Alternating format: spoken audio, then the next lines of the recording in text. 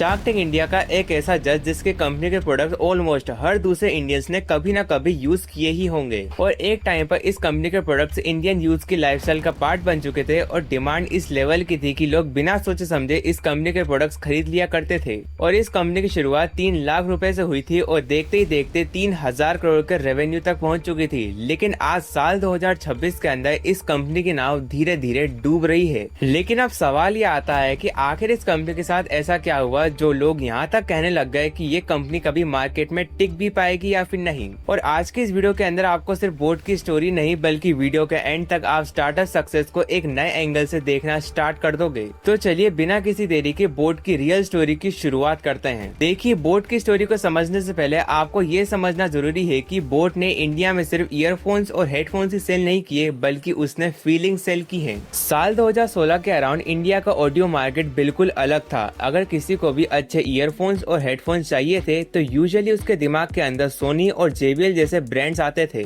और यही सबसे बड़ी प्रॉब्लम थी कि इन कंपनीज के प्रोडक्ट्स काफी ज्यादा महंगे थे और हर कोई इन्हें अफोर्ड नहीं कर सकता था। और अब इसी मार्केट गैप को देखते हुए बोट की एंट्री होती है। बोट के फाउंडर अमन गुप्ता और समीर मेहता ने एक बड़ी सिंपल चीज नोटिस की कि इंडिया एक प्राइस सेंसिटिव मार्केट है और लोग यहाँ प्रीमियम फील तो चाहते हैं लेकिन प्रीमियम प्राइस नहीं देना चाहते। और बोट ने एग्जैक्टली इसी साइकोलॉजी को टारगेट किया। जहाँ दूसरे ब्रांड 3000 से 5000 के अंदर अपने प्रोडक्ट सेल कर रहे थे, वहीं बोट ने 1000 से 2000 के अंदर कूल डिजाइन और ट्रेंडी ब्रांडिंग के साथ अपना मार्केट बिल्ड किया। और धीरे धीरे बोट एक इलेक्ट्रॉनिक ब्रांड नहीं बल्कि इंडिया के यूथ कल्चर का पार्ट बन गया। और इन्फ्लुएंसर्स, सेलिब्रिटीज और सोशल मीडिया ब्रांडिंग ने इस इमेज को और भी ज्यादा स्ट्रॉन्ग बना दिया और शायद बोट का यह सबसे स्मार्टेस्ट मूव था। और यहाँ पर कंपनी ने ये प्रूव किया कि वो सिर्फ ईयरफोन्स नहीं बेच रही बल्कि वो स्मार्ट परचेस फीलिंग सेल कर रही है। और इसी स्ट्रेटेजी की वजह से कंपनी का रेवेन्यू एग्रेसिवली ग्रो करने लगा और फाइनेंशियल ईयर 2023 के अंदर बोट का रेवेन्यू 3000 करोड़ से भी ज्यादा हो गया। और यहाँ तक कि ऑडियो और वियरेबल मार्केट में कंपनी रैपिडली इंडिया के बिगेस्ट ब्रांड के अंदर काउंट होने लगी।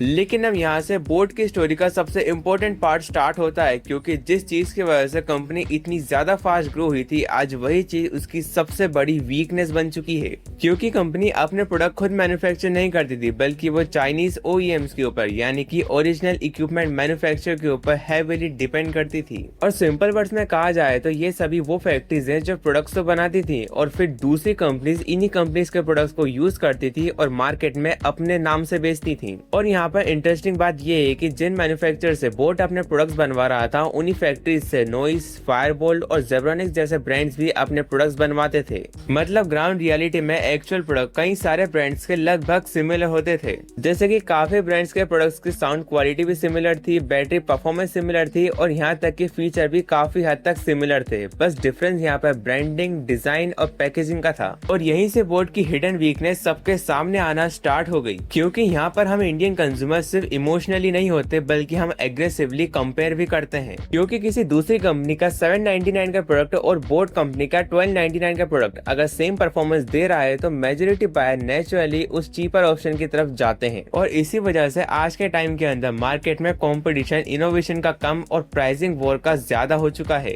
तो फैक्ट्री लेवल पर प्रोडक्ट्स तो सेम होते थे पर उसकी ब्रांडिंग और पैकेजिंग चेंज कर दी जाती थी। और यही इलेक्ट्रॉनिक मार्केट की सबसे बड़ी प्रॉब्लम है कि यहाँ पर रेप्लिकेट प्रोडक्ट बड़ी आसानी से बना दिए जाते हैं जिससे मार्जिन धीरे धीरे कम होने लगता है। और इसी सब के बीच में इंडिया में बोट का एक नया ट्रेंड एक्सप्लोर होता है जिसने उसको रैपिड ग्रोथ तो मिली लेकिन फिर धीरे धीरे यही ग्रोथ उसकी डाउनफॉल का सबसे बड़ा रीजन भी बन गई। क्योंकि उस टाइम का wearable market gold rush phase के अंदर एंटर कर चुका था जिसमें smart watches, wireless earbuds, fitness band, हर एक ब्रांड एग्रेसिवली इसी मार्केट का किंग बनना चाहता था। और सिर्फ 1500 to 3000 के बजट के अंदर bluetooth calling, heart rate tracking, oxygen monitoring जैसे फीचर्स दे रहे थे। और धीरे धीरे स्मार्ट वॉचेस लग्जरी गैजेट से मास मार्केट ट्रेंड बन चुकी थी। देखिए, साल 2023 में इंडिया में लगभग 53 मिलियन से ज्यादा वियरेबल शिपमेंट्स आए थे और इसी वियरेबल बूम की वजह से बोट का रेवेन्यू भी एग्रेसिवली ग्रो हुआ था। लेकिन अब यहाँ पर एक ऐसी हिडन प्रॉब्लम थी जिसको सभी ने इग्नोर किया था,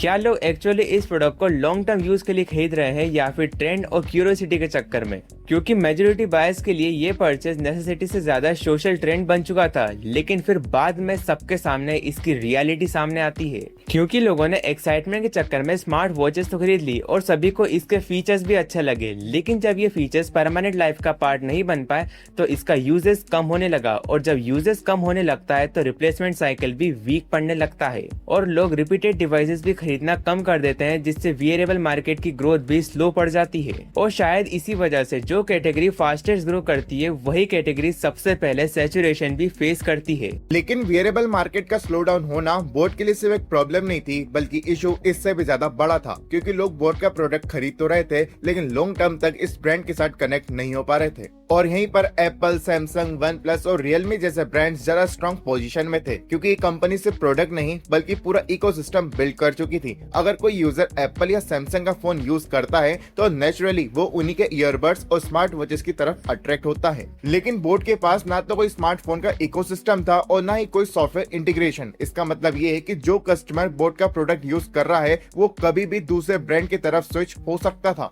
और जैसे जैसे मार्केट का एक्साइटमेंट कूल डाउन होना स्टार्ट हुआ, वैसे ही वैसे कंपनी के अंदर आ रहे क्रैक्स भी विजिबल होना स्टार्ट हो गए, और इसके बाद से ही कंपनी की फाइनेंशियल कंडीशन और भी ज्यादा खराब होती चली गई। लेकिन बाहर से ब्रांड अब भी सक्सेसफुल दिख रहा था, लेकिन अंदर नंबर्स धीरे धीरे वार्निंग साइंस दिखाने लगे थे, क्योंकि फाइनेंशियल ईयर 2023 में बोट को पहली बार 129 करोड़ रुपए का लॉस फेस करना पड़ा, और उसके बाद लॉसेस कम तो हुए, लेकिन वो लार्जली कॉस्ट कटिंग के वजह से था। मतलब कंपनी एग्रेसिवली ग्रो नहीं कर रही थी, सिर्फ एक्सिस्टिंग प्रेशर को मैनेज करने की कोशिश की जा रही थी, और इसी बीच मार्केटिंग और कस्टमर एक्विजिशन पर भी एग्रेसिव स्पेंडिंग हो रही थी। फिर आईपीओ के स्ट्रक्चर ने और भी ज्यादा यहाँ पर क्वेश्चन रेज कर दिए, क्योंकि 1500 करोड़ के आईपीओ में सिर्फ फ्रेश इशू 500 करोड़ का था, जबकि बाकी ऑफर फॉर सेल था। और इन सभी इंसिडेंट्स की वजह से कंपनी के ऊपर लोगों का ट्रस्ट और भी ज्यादा कम हो गया। कुल मिलाकर कंपनी ने स्केल तो किया, लेकिन उस ग्रोथ को स्टेबल नहीं रख पाई, और यहीं से एक बहुत बड़ा क्वेश्चन खड़ा होता है, क्या ये प्रॉब्लम सिर्फ बोट की है या पूरे इंडियन स्टार्टअप इकोसिस्टम की?